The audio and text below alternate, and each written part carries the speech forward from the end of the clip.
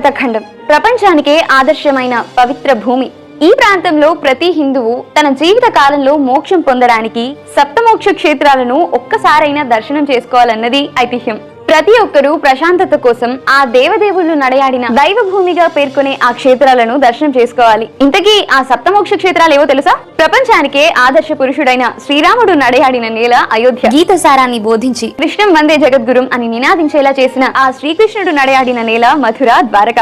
లయకారుడు ఈశ్వరుడు, అన్నం పెట్టే తల్లి అన్నపూర్ణ కొలువైన కాశీ, అదే వారణాసి. కామాక్షి మాత కొలువైన కంచి, ప్రేతాల రుద్రుడు మహాకాళేశ్వరుడు కొలువైన ఉజ్జయిని, హరిద్వార్. వీటిని సప్తమోక్ష క్షేత్రాలు అని అంటారు. వీటిలో మీరు దర్శించిన క్షేత్రాలు ఏవైనా ఉంటే కామెంట్ చేయండి. అయోధ్య, మధుర, ద్వారక, హరిద్వార్, కాశీ, కంచి, ఉజ్జయిని. మీరంతా ఈ క్షేత్రాలను ఒక్కసారైనా దర్శించి ఆ దేవదేవుడి ఆనతిని పాటించాలని కోరుకుంటూ, ఇలాంటి మరిన్ని వీడియోస్ కోసం హిందూ స్మావరికథలు ఛానల్ ని ఇప్పుడే సబ్స్క్రైబ్ చేసుకుని పక్కన ఉన్న బెల్ ఐకాన్ పై క్లిక్ చేయండి.